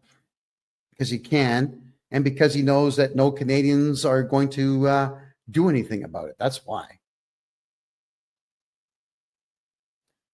Okay, Keegan. Yeah, you definitely got to get a hold of me, Keegan. Please do that. In fact, everybody write this down for Keegan so he can email me. It's freedomreport.ca@gmail.com. Email me right now with all your contact info, Keegan, and your phone number. I'm going to call you right after the show. Are Panamanians nice to Canadian people? Yeah. Oh, yeah, they certainly are. I was having a good laugh today with a friend of mine. We had this gorgeous waitress today. We had chicken wings that were like this big. It was awesome. And I just said to her through the Google Translator, "You're gorgeous and I want to marry you." So she just types back saying, "Okay, but you got to get me a ring right now." So, I'm searching my pockets looking for a ring, and she's laughing, we're laughing the whole bit, and she's going to be cooking me dinner this coming Saturday. So, the ladies here are fabulous. People here talk to each other. People here have a good time. It is remarkable how easy it is just to strike up a conversation with somebody. Mostly through Translator. I've got these really wicked earbuds now that I stick in. I give them one, and it translates in real time. Yeah, it's like the Babel fish from the Bible. It's amazing. People in Panama are awesome, guys. You'd love it down here. I love it down here. Okay, Clap. If you're talking about the banks breaching fiduciary duties and breach of trust, that's not a crime. That's civil. You can sue them for that. So you certainly can do so. And you should. What should I do? The bank account has been frozen by the CRA for the last 3 months. Mr. Fix-It, I have to redo your taxes for the last 10 years, get your tax balance to zero for you, and they have no choice but to unlock the account. That's the only way. You can appeal and fight in court, but it's ridiculous. Let me just redo your taxes. Get her done. There we go. And KD, you're saying pay your debt? Why? That's rude. Why? Okay, let's cover that for a second here, everybody. You all know that I used to be a journalist. And you all know that I've been to 3 major war zones during my journalism period. You all know that I went to the Myanmarian war zone and I went into Bangladesh. I had to go with armed soldiers. We had to carry machine guns, knives, grenades. I went into a war zone so dangerous that the soldiers told me through a translator that if you see 4 or fewer attackers, throw the grenade at them. 5 or more, hold it to your head and let it go off, because if they catch you, they will cut everything off of you and feed it to you. That's how gross these terror groups were. And the Canadian government is funding all that nonsense. As gross as it is, I'll just tell you the truth here, because I, to this day, cannot get the images out of my head. 2018 is when I was in that war zone. That's 7 years ago. 7 years ago, and I still remember all the dead bodies that I saw in the fields. Dead children, dead women, dead babies, slaughtered with knives that the Canadian government's paying for with CRA's money. Don't you ever come on my channel and tell someone to pay their CRA debt. Don't ever do that again. You're gone if you do. Do not pay the CRA anything. The Canada Revenue Agency right now is going out of its way to make sure that terror groups around the world have more than enough money to slaughter innocent people everywhere. I'm the only one that went to that war zone. The only one. There was not a single journalist that went to the Myanmarian war zone. They're not brave enough to do it. I was there. I saw this. I filmed this stuff. There was a court order put on me by the Canadian government saying that I could not release that footage. Well, guess what? I brought that footage with me here to Panama, and there's nothing stopping me from releasing it. In fact, I'm testifying against the Canadian government in Bogota, Colombia this September, and we're going to play all that footage. I'm not going to watch it. Look at this. Look at this. When you see that stuff, it never leaves. And I know that my country of origin is the one paying for death all over Asia and all over Africa and all over the Middle East. Don't ever tell anyone to pay their Canada Revenue Agency debt. I'm telling all of you, do not pay the Canada Revenue Agency. It's not like it's going to Canadians. It's going into the hands of killers and pedophiles and terror groups all over the world. So, you know what? I'm going to block that idiot. Just get the hell out of here. Nobody wants you here.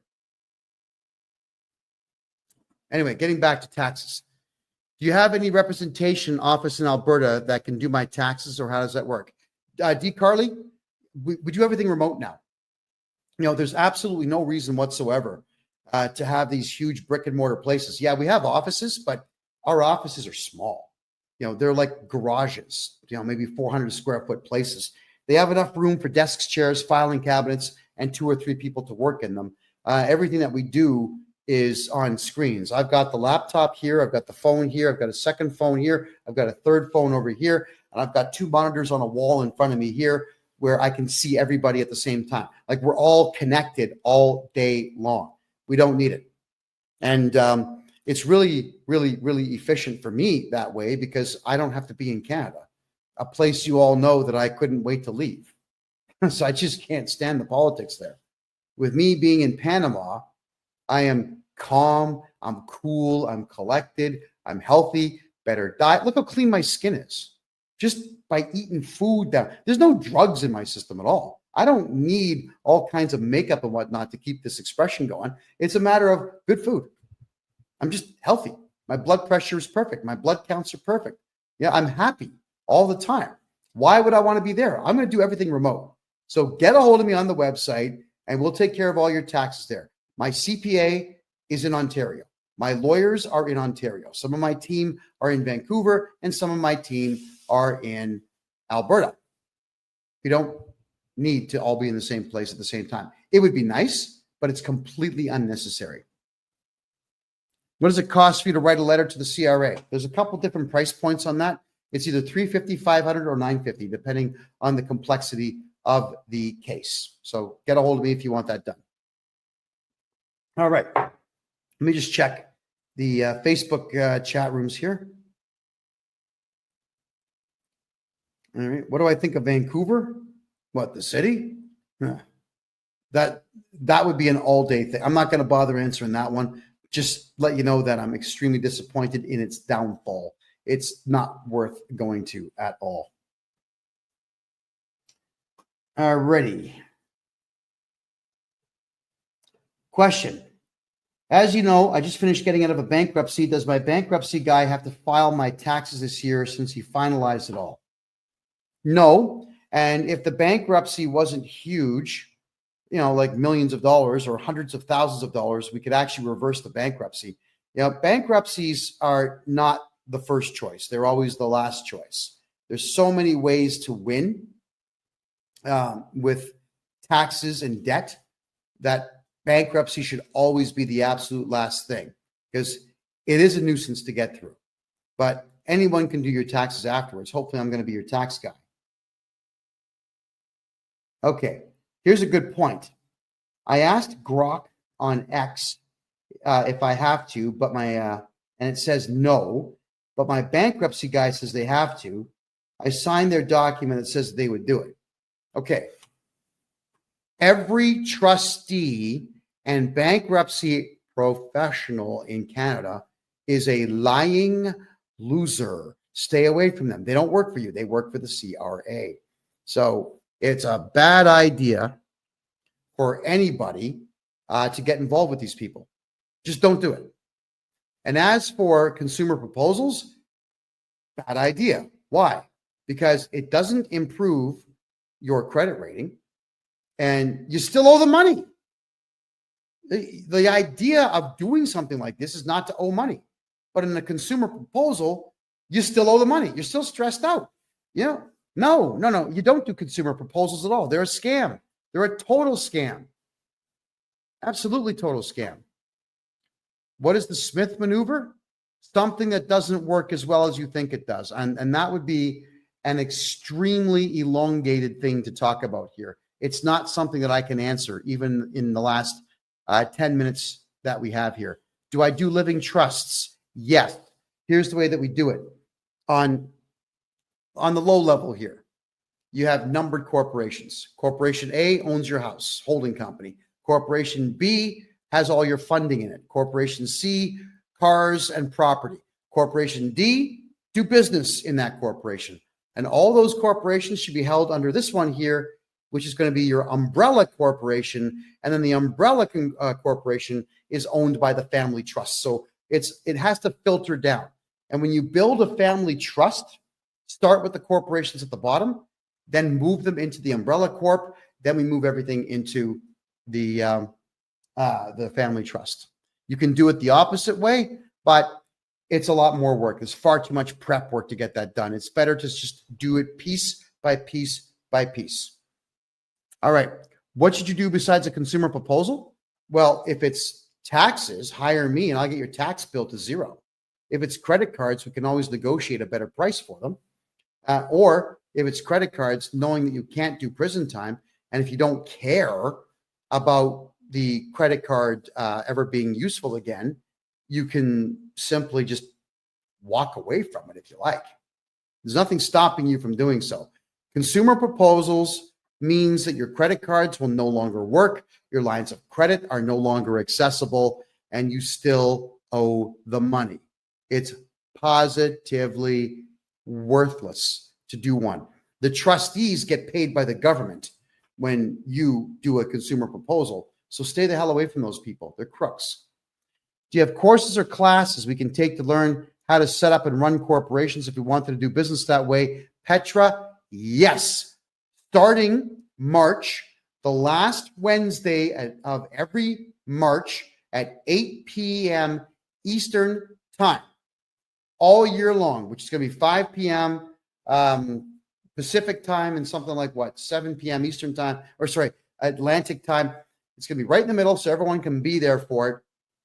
It's going to be a membership fee of $25 a month where you can come in and learn this stuff. It's going to be a private closed circuit meeting where everybody's on Zoom. You listen to what I say for an hour, and then we have a discussion, questions. That's how we're going to be doing it. Also,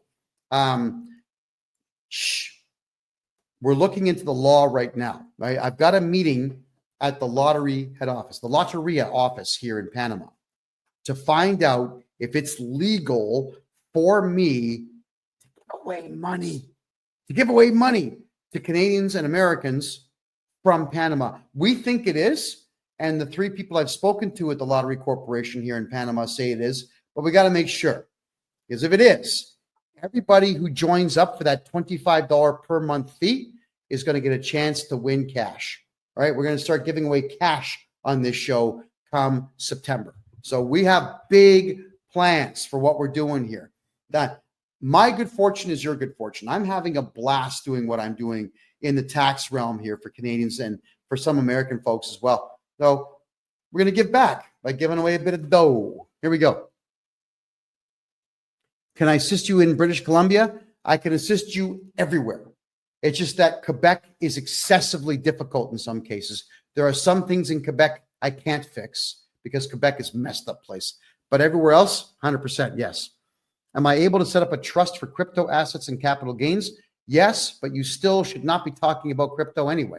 If you've got it, shh. So long as you shh forever, they don't know you have it. And if they call you and say, well, we're going to audit you, you call me and I get rid of the auditor and I ban them from communicating with you ever again. And if they do communicate with you, we charge them criminally. Just if you have crypto and gold and silver and stocks and bonds and debentures, and if you've got dividends coming in from investments all over the world, just shut up about them. Stop talking about what you have and you're going to be fine. All right. Keep it. It's yours. The CRA didn't earn it. You did. All righty. Next. All right. So Petra, yeah, you'd love Panama. This place is absolutely remarkable. I'm excessively happy here. D. Carly says, my wife received CERB in 2019, didn't do our taxes for 4 years. Now we've got huge penalties. Okay, D. Carly, I'll just redo your taxes for those 4 years. The reason that they put penalties on is because you didn't do your taxes, and they know that if they just guess and throw a big number at you, that's going to be your incentive to get your taxes done. So let me do your taxes and I'll get your tax bill to zero because that's what I do. If we need to cash out crypto, what do we do with it? Take the money and run. Shh, quiet. Don't say a word. How do you think the CRA is going to know you cashed out crypto? Do you think that they are looking at everybody's crypto accounts? Do you think that the Canada Revenue Agency even understands what crypto is and how it works? They're idiots. They hired 30,000 diversity, equity, and inclusion losers from crappy third world countries with intelligence quotients of less than 75. These people know nothing. Keep your crypto and keep quiet about it. Okay, just checking here. Thank you. How soon could you set up a consultation with me? Right now. Just go in and buy one right now. And Calendly will kick in and tell you what dates I've got available. My name, KevinJJohnston.com. There you go. Bobster, even if the exchanges tell the CRA about it, if I'm your tax guy, they're not going to do anything about it. Now, I know how to get rid of all this capital gains nonsense out there on crypto, houses, on gold, on even collector cars or modern art or whatever it is you're buying. If there's going to be a capital gain on there, I'm getting rid of it for you. The CRA can't stop me from doing what I'm doing because it's all legal what I do. All I'm doing is using their own rules to defeat them. And they don't like that because they throw all these clauses of the Excise Tax Act that they're relying on. So I throw back 3 times the number, all of them that suit me. You know, too bad. So sad. I need to hire you permanently for my personal taxes. How do I get in touch? Bobster, my personal website. Yeah, don't communicate with me on social media, please. I don't have time. But I've got a video that's just about to break 400,000 views on TikTok. And this video has something crazy like 950 comments on it. At least it did this morning when I checked it out. I haven't read a single comment. I don't even know what's there. I don't have time to go through social media. So hit me on my website, please, KevinJJohnston.me. That one's got the contact form for you, and you can simply communicate with me there. I'll get back to you as quickly as I possibly can. If I buy my house, am I going to have to pay capital gains? Not if I'm your tax guy. Absolutely not. There's no such thing as capital gains if this guy is your tax guy. Alrighty. Now we're down to our last 4 minutes here, everybody. So I'll take a couple of more quick questions here, and then we'll draw our conclusions for the night and part ways for another week. As always, this show is going to repeat itself on Thursday night. It will repeat itself live all the way through until the following Tuesday. So on Rumble, you can always watch the repeat of this show. It plays for four straight days after we're done. And for those who miss the old podcast, the old political podcast I used to do on Wednesdays, two of my co-hosts from the old show have decided to create their own show. It's called The Lounge. That's every Wednesday at 8 p.m. Eastern time. They talk for an hour, maybe two, about politics. And one of them, Ed Janusek, is in Argentina right now. And he told me that I would need to deliberately blind myself before I go because the women are so beautiful that you might walk in front of a bus not paying attention. Good for him. He seems very happy in Argentina. There we go. All righty. Thank you, Keegan. I appreciate that. D. Carly says, we've done our taxes and now we're paying a $35,000 bill to the CRA. Can I help? Yes. I'll get rid of it. I'll get rid of that tax debt. It's not even a debt. It's just a number they made up. Right? That's the thing with the CRA. They just make stuff up. Assessments and reassessments. It's a guess. It's a wild guess. They don't know what you owe. They just lie to you. It's all that they do. All right, everyone. We're going to draw our conclusions here. We're down to our last 2.5 minutes. In Canada, everything that you put on a tax return is voluntary. It's completely voluntary. The only mandatory thing that you have to do in Canada, and even that is only a suggestion, is you fill out a tax return. If you don't know your numbers, fine. Put your name and social insurance number at the top, sign the bottom, don't put any numbers on it, and mail it in. And now you have met your legal obligations. The CRA will assess it, but then you contact me and we can appeal it, and then we can do your taxes. All right? We want to make sure that each and every one of you knows your rights. And you've got the right to remain silent, so don't talk to the CRA. Have me become your tax guy and your legal agent so that I talk to them and not you, because they're always fishing for information. That's just how it works. The CRA knows nothing about you until you tell them. Because like I said earlier, they've got a bunch of morons working for them. They are not intelligent people at all. In fact, they all hate each other who work for the CRA because they've taken 100 different cultures and threw them all in the same offices and said, here you go, get along. Well, we know that doesn't work. So let them argue with each other and let us do your taxes for you so that we can get you back everything that they've taken from you. All right, so get a hold of me, folks. Joseph, thank you for the rose. Greatly appreciate that. My name's Kevin J. Johnston, everybody. I am formerly a journalist, and I am now Canada's #1 tax guy. Yes, I am Canada's biggest mouth. This yap never stops moving, and it always is going to tell you the truth as I know it to be about taxes, politics, money, finance, commerce, the whole 9 yards. Yes, I do live in Panama City now because I can't stand communist Canada. And yes, all of you can live a very good life here on an extremely low budget. This country has been very good to me. It's a beautiful place. I'll not be leaving anytime soon on any particular permanent basis. You got to check it out for yourselves. All right, everybody. This is the Tax and Money Show, episode number 51. Every Tuesday, 9 p.m. Eastern Time, where you